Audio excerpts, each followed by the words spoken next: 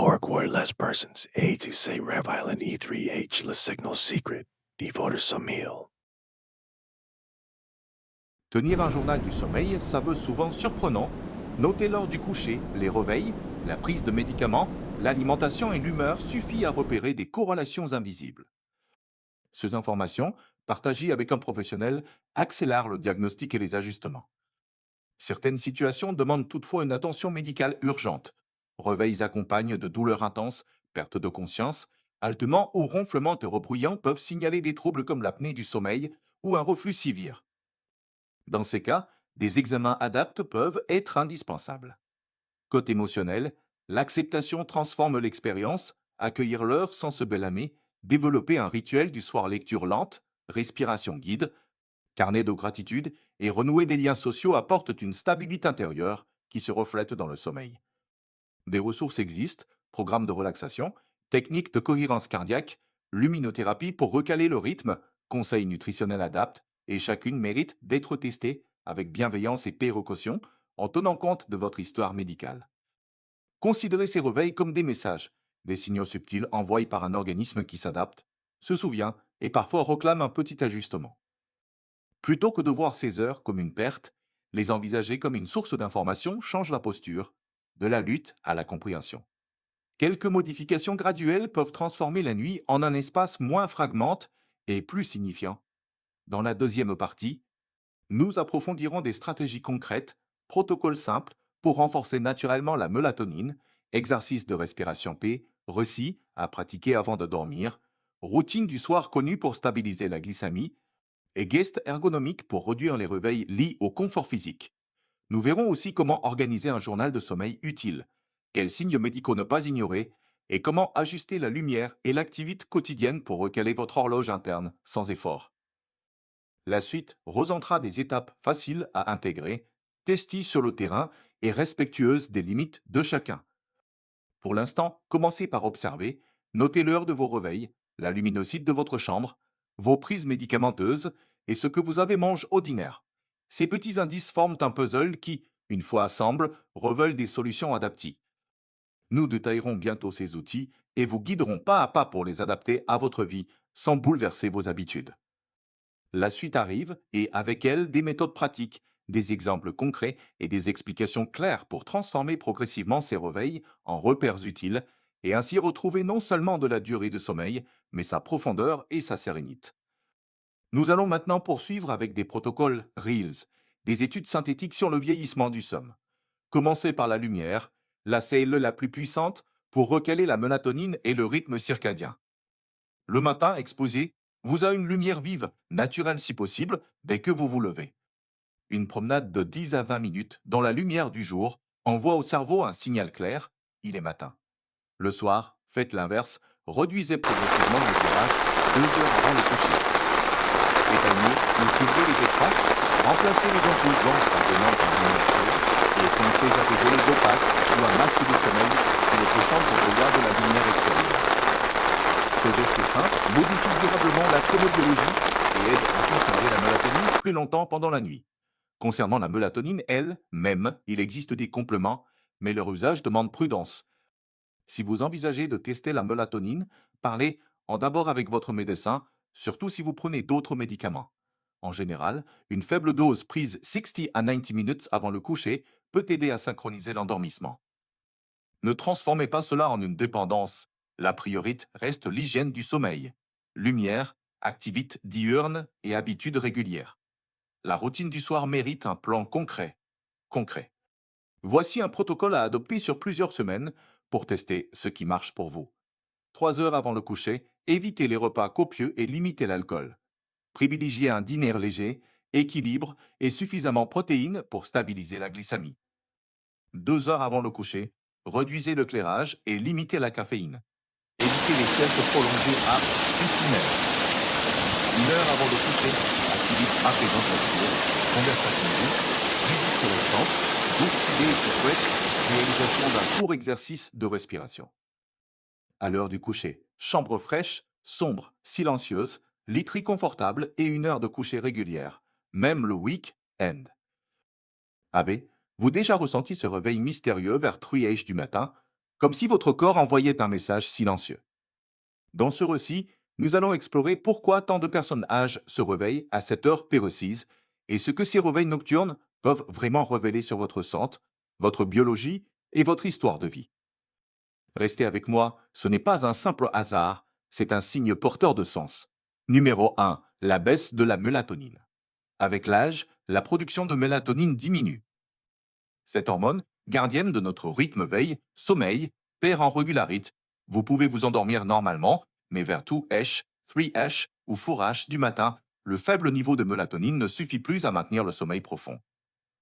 Le moindre clairage, un réverbère, une LED, un cadran qui clignote tout cette hormone fragile et vous tire hors du sommeil.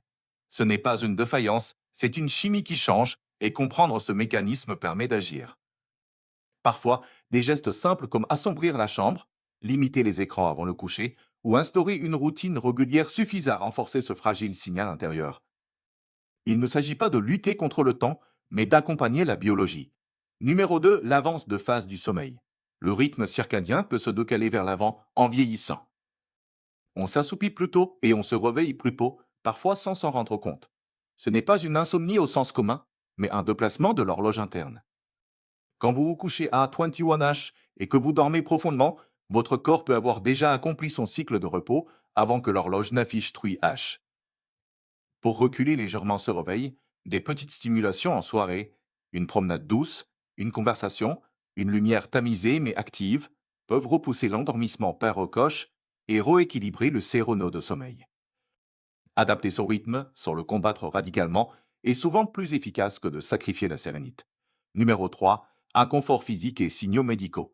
Des douleurs articulaires qui s'amplifient âpres des heures d'immobilité, des reflux qui remontent lorsque vous êtes allonge, des crampes ou l'envie pressante d'aller aux toilettes, tous ces signaux surgissent dans le silence de la nuit. La vessie perd de son élasticité, certains médicaments augmentent la fréquence urinaire, et des pathologies sous-jacentes peuvent se manifester uniquement quand tout est calme.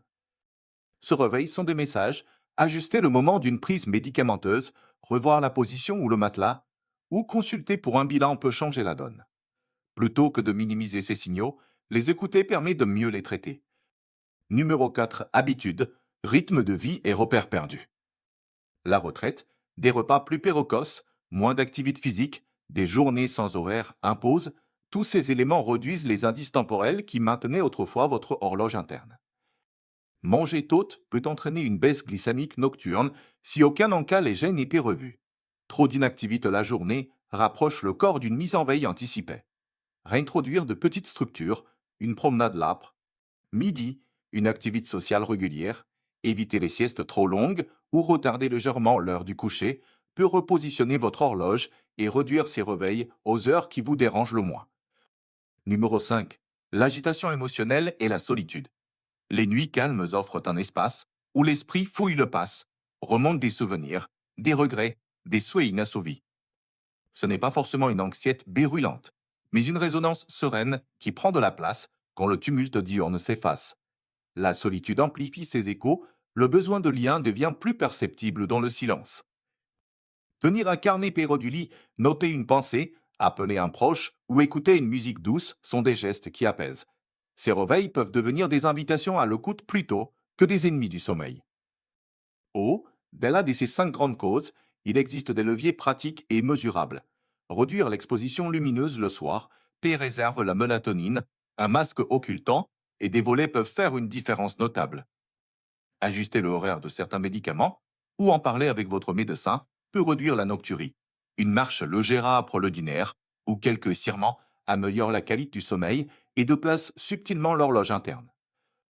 Une collation légère, protéinée et stable en glucides, peut éviter une chute de glycémie qui provoque un éveil. Pour la respiration et la relaxation, pratiquez une méthode simple et efficace que vous pouvez écouter et suivre lorsque vous vous couchez. Voici un script DTS, P, retardosité ou à enregistrer. Inspirez lentement par le nez en comptant jusqu'à 4. Retenez votre souffle en comptant jusqu'à 7. Expirez doucement par la bouche en comptant jusqu'à 8. Répétez ce cycle 4 fois. Ensuite, faites un balayage corporel, portez votre attention sur vos pieds, détendez-les. Laissez la détente remonter le long des jambes, relâchez les hanches, le torse, les épaules, les mains, la gorge et le visage. Cette combinaison de respiration et de relaxation musculaire paix, repart l'esprit et le corps a un endormissement plus profond et plus stable. Également utile, la cohérence cardiaque. Asseyez-vous confortablement et respirez à un rythme de 6 respirations par minute pendant 5 minutes. Inspirez en comptant 5, expirez en comptant 5. Ce petit exercice, répète le soir et parfois le matin, réduit le stress physiologique et favorise une qualité de sommeil plus régulière. Sur le plan alimentaire, quelques conseils cibles, un encas logé avant le coucher contenant des protéines et un peu de glucides complexes, un yaourt nature avec une petite poignée d'avoine, ou un morceau de fromage blanc avec une banane peut stabiliser la glycémie et éviter un réveil par faim. Évitez les aliments riches en sucre le soir. Le soir, limitez la caféine âpre fortunaire et l'alcool en soirée qui fragmentent le sommeil profond. Pour le confort physique, adaptez votre literie. Un matelas trop ferme ou trop mou peut déclencher des douleurs âpres plusieurs heures d'immobilité. Un oreiller, adapte à la position de sommeil, empêche les tensions cervicales. Si l'arthrose ou des douleurs chroniques réveillent la nuit, pensez aux positions favorables et aux coussins de soutien et parlez avec votre médecin des options de gestion de la douleur qui n'interfèrent pas avec le sommeil. Revenons à la médication. Demandez à votre médecin une revue de vos prescriptions. Certains traitements favorisent la nocturie ou modifient la température corporelle nocturne.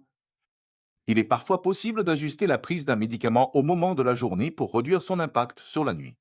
N'interrompez jamais un médicament sans avis médical, un outil simple et puissant, le journal du sommeil.